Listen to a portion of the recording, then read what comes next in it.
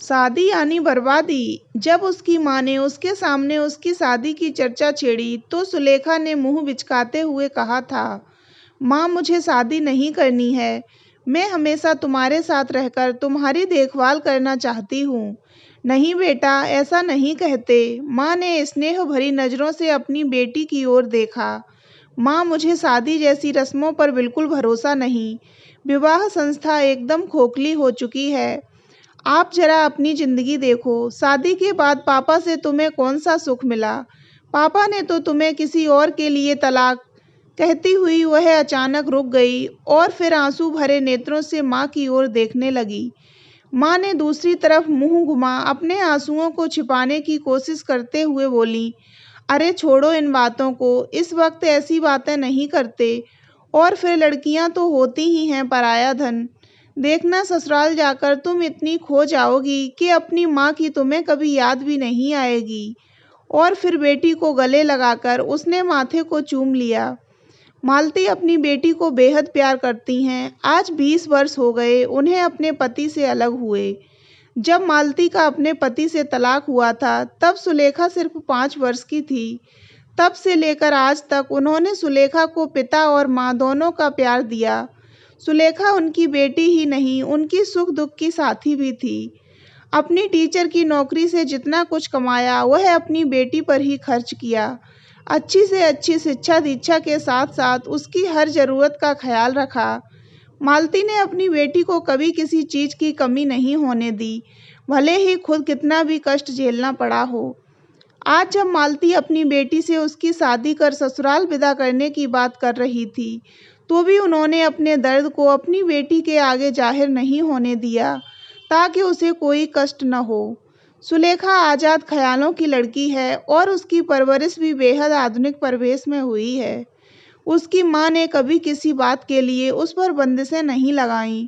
सुलेखा ने अपनी माँ को हमेशा स्वतंत्र और संघर्षपूर्ण जीवन बिताते देखा है। ऐसा नहीं है कि उसे अपनी माँ की तकलीफ़ों का अंदाज़ा नहीं है। वह बहुत अच्छी तरह जानती है कि चाहे कुछ भी हो, कितना भी कष्ट उन्हें झेलना पड़े, झेल लेंगी, परंतु अपनी तकलीफ़ कभी उसके समक्ष व्यक्त नहीं करेंगी। सुलेखा की शादी से इस तरह बार-बार इनकार करने पर मालती भावुक होकर कहती, बेटा तू क्यों नहीं समझती? तुझे लेकर कितने सपने सजो रखे हैं मैंने। और तुम कब तक मेरे साथ रहोगी? एक न एक दिन तुम्हें इस घर से विदा तो होना ही है। और फिर हंसते हुए आगे बोलती हैं, और तुम्हें एक अच्छा जीवन साथी मिले, इसमें मेरा भी तो स्वार्थ छिपा हुआ है। कब तक मैं तुम्हारे साथ रहूंगी? एक न एक दिन मैं इस दुनिया को अलविदा तो कहूंगी ही। फिर तुम अकेली अपनी जिंदगी कैसे काटोगी? कहते हुए उनका गला भर्रा गया। योगेंद्र एक पढ़ा लिखा लड़का है और एक प्राइवेट कंपनी में मैनेजर है। उसके परिवार में उसके माँ बाप, भैया भाभी के अलावा उसकी दादी हैं जो 80-85 साल की हैं। मालती को अपनी बेटी के लिए यह रिश्ता बहुत पसंद आया है। उन्हें लगा कि उनकी बेटी इस भरे पूरे परिवार में खुशहाल जिंदगी जिएगी। यहाँ पर तो सिर्फ उनके सिवा उसके साथ सुख दुख को बांटने वाला कोई और नहीं। वहाँ इतने बड़े परिवार में उनकी बेटी को किसी बात की कमी नहीं। और फिर उन्होंने अपनी बेटी का रिश्ता तय कर दिया। मालती अपनी जिंदगी भर की सारी जमा पूंजी, यहाँ तक कि अपने सारे जेवर भी शादी का खर्चा जुटाने के लिए बेच दिए, ताकि बड़ी धूमधाम से अपनी बेटी को ससुराल विदा कर सके। बेटी के ससुराल वालों को किसी भी बात की कोई परेशानी न हो, इस बात का पूरा पूरा ख्याल रखा गया। आखिर एक ही तो बेटी थी उनकी, और उसी की खातिर तो उन्होंने वर्षों से पाई पाई जमा कर रखी थी। विदाई के वक्त सुरेखा की आंखों से तो आंसू थम ही नहीं रहे थे। उसने धुंधली आंखों से माँ और उस घर की ओर देखा जिसमें उसका बचपन बीता था। अरे पूरा पल्लू माथे पर रखो, ससुराल में गृह प्रवेश के वक्त किसी ने जोर से झिड़कते हुए कहा, और फिर उसके माथे का पल्लू उसकी नाक तक खींच दिया। आंखें पल्लू में ढक गईं। मैं देख कैसे पाऊंगी? उसने हल्के स्वर में कहा। तभी अचानक अपने सामने उसने नीली साड़ी में नाक तक घूंघट किए अपनी जेठानी को देखा, जिसने बड़ों के सामने शिष्टाचार की परंपरा की रक्षा करने हेतु घूंघट अपनी नाक तक खींच रखा था। तुम्हें तुम्हारी माँ ने कुछ सिखाया नहीं कि बड़ों के सामने घूंघट किया जाता है? यह उसकी सास की आवाज़ थी। आप मेरी माँ की परवरिश पर सवाल न उठाएं। सुलेखा की आवाज़ में थोड़ी कठोरता आ गई। तुम मेरी माँ से तमीज़ से बात करो, योगेंद्र गुस्से से सुलेखा की ओर देखते हुए चिल्लाया। सुलेखा ने तिल मिलाकर गुस्से से योगेंद्र की ओर देखा। अरे नई बहू दरवाजे पर कब तक खड़ी रहेगी? इसे कोई अंदर क्यों नहीं ले आता? दादी सास ने सामने के कमरे पर लगे बिस्तर पर से बैठे बैठे ही आवाज़ लगाई। दरवाजे पर जो कुछ हो रहा था उसे सुन पाने में वे असमर्थ थीं। वैसे भी उनके कानों ने भी उनके शरीर के बाकी अंगों के समान ही अब साथ देना छोड़ दिया था। अब उन्हें बेचैनी इस बात की हो रही थी कि पंडित जी द्वारा बताए गए मुहूर्त के भीतर ही नई बहू का गृह प्रवेश हो जाना चाहिए, वरना कहीं कुछ अनिष्ट न हो जाए। मगर घूंघट पर छिड़े उस विवाद ने अब तूल पकड़ना शुरू कर दिया था। आप मुझसे ऐसे बात कैसे कर सकते हैं? सुलेखा गुस्से से चिल्लाते हुए बोली। तुम्हें अपने पति से कैसे बात करनी चाहिए? क्या तुम्हारी माँ ने तुम्हें यह भी नहीं सिखाया? घूंघट के अंदर से ही सुलेखा की जेठानी ने आग में घी डालते हुए कहा। अरे इसे तो अपने पति से भी बात करने की तमीज नहीं है।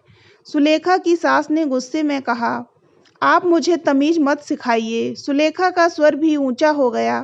पहले आप अपने बेटे को एक औरत से बात करने का सलीका सिखाइए। सुलेखा, योगेंद्र गुस्से से चीख पड़ा। चिल्लाइए मत, चिल्लाना मुझे भी आता है। सुलेखा ने भी उसी अंदाज में चिल्लाते हुए कहा। इसमें तो संस्कार नाम की कोई चीज ही नहीं है।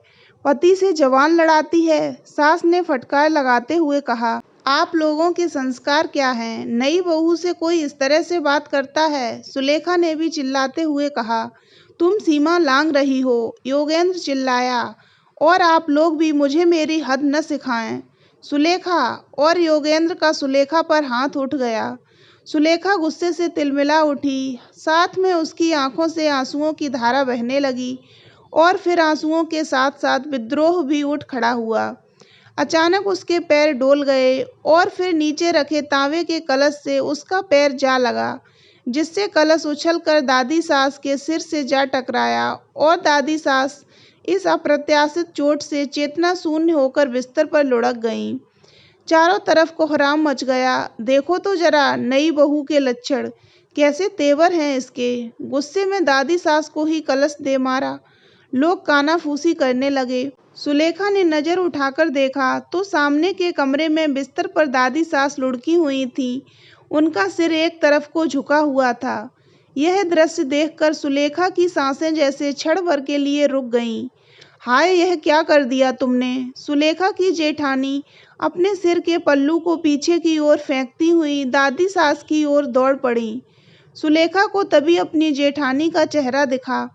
उसके होठों पर लाल गहरे रंग की लिपस्टिक लगी हुई थी तथा साड़ी की मैचिंग की ही उसने बिंदी अपने बड़े से माथे पर लगा रखी थी। आंखों पर नीले रंग का आई शैडो भी लगा रखा था तथा गले में भारी सा लटकता हुआ हार पहना था। उनका यह बनाव श्रृंगार उनके अति श्रृंगार प्रिय होने का प्रमाण पेश कर रहा था। सुलेखा भी दादी सास की स्थिति देखकर घबरा गई और आगे बढ़कर उन्हें संभालने की कोशिश में अपने पैर आगे बढ़ा पाती, उससे पहले ही योगेंद्र उसका हाथ जोर से पकड़कर खींचते हुए उसे पीछे की ओर धकेल देता है। वह पीछे की दीवार पर अपने हाथ से टेक बनाते हुए खुद को गिरने से बचा लेती है। कोई जरूरत नहीं है तुम्हें उनके पास जाने की, जहां हो वहीं खड़ी रहो। योगेंद्र ने यह बात बड़ी ही बेरुखी से कही। अपने पति के इस व्यवहार से उसका मन दुखी हो गया। वह उसी तरह दीवार के सहारे खुद को टिकाए खड़ी रह गई। उसकी आंखों से आंसू बहने लगे। वह मन ही मन सोचने लगी कि जिस रिश्ते की शुरुआत इतने अपमान और दुख के साथ हो रही है, उस रिश्ते में अब आखिर बचा ही क्या है, जो आज नए जीवन की शुरुआत से पहले ही उसका इस कदर अपमान कर रहा है। जिस मानसिकता का प्रदर्शन उसके पति और उनके घर वालों ने किया, जितना कुंठित विचारधारा इन सबों की है, वैसी मानसिकता के साथ वह अपनी जिंदगी नहीं गुजार पाएगी। उसके लिए वहां रुक पाना अब मुश्किल हुआ जा रहा था। और इस सबसे ज़्यादा अगर कोई चीज़ उसे तकलीफ पहुंचा रही थी तो वह था योगेंद्र का उसके प्रति व्यवहार। कहाँ तो वह मन में सुंदर सपने सजोए अपनी माँ के घर से विदा हुई थी। अपने जीवन साथी के लिए जिस सुंदर छवि को उसने संजोया था, वह अब एक झटके में ही टूटती बिखरती नजर आ रही थी। सभी तरफ कोहराम मचा हुआ था। तभी कोई डॉक्टर को बुला लाता है। आधे घंटे के निरीक्षण के बाद डॉक्टर बताते हैं, चिंता की कोई बात नहीं, सभी कुछ ठीक ठाक है। मैंने दवा दे दी है, जल्द ही इन्हें होश आ जाएगा। अरे अब क्या वहीं खड़ी रहेगी महारानी, कोई उसे अंदर लेकर आओ। सास ने बड़े ही क्रोध में आवाज लगाई। नहीं, मैं अब इस घर में पैर नहीं रखूंगी, सुलेखा ने दृढ़ता से कहा। क्या कहा? कैसी कुलच्छनी है यह, अब और कोई कसर रह गई क्या? सास ने क्रोध से गरजते हुए कहा। अब ज्यादा नाटक मत करो, चलो अंदर चलो। योगेंद्र ने उसका हाथ जोर से खींचकर कहा। नहीं, मैं अब आपके घर में एक पल के लिए भी नहीं रुकूंगी, कहकर सुलेखा ने एक झटके में योगेंद्र के हाथ से अपना हाथ छुड़ा लिया। जिस व्यक्ति ने मेरे ऊपर हाथ उठाया, जिसके घर में मेरी इतनी बेइज्जती हुई, अब मैं वहां एक पल भी नहीं रुक सकती। कहते हुए सुलेखा दरवाजे से बाहर निकल अपनी माँ के घर चल दी। सुलेखा मन ही मन सोचती जा रही थी कि जिस रिश्ते में सम्मान नहीं, उसे पूरी उम्र कैसे निभा पाऊंगी। जो परंपरा एक औरत के खुलकर जीने पर भी पाबंदी लगा दे, जिस रिश्ते में पति जैसा चाहे वैसा सलूक करे और पत्नी के मुंह खोलने पर भी पाबंदी हो, वैसे रिश्ते से तो अकेले की जिंदगी जीना बेहतर है। माँ ने तो सारी जिंदगी अकेले ही काटी है, बिना पापा के सहारे के। उन्होंने तो मेरे लिए अपनी सारी खुशियों का बलिदान किया है। सारी उम्र उन्होंने मुझे सहारा दिया है, अब मैं उनका सहारा बनूंगी। तो दोस्तों, अगर आपको ये कहानी अच्छी लगी हो तो वीडियो को लाइक करें और हमारे चैनल को सब्सक्राइब अवश्य करें।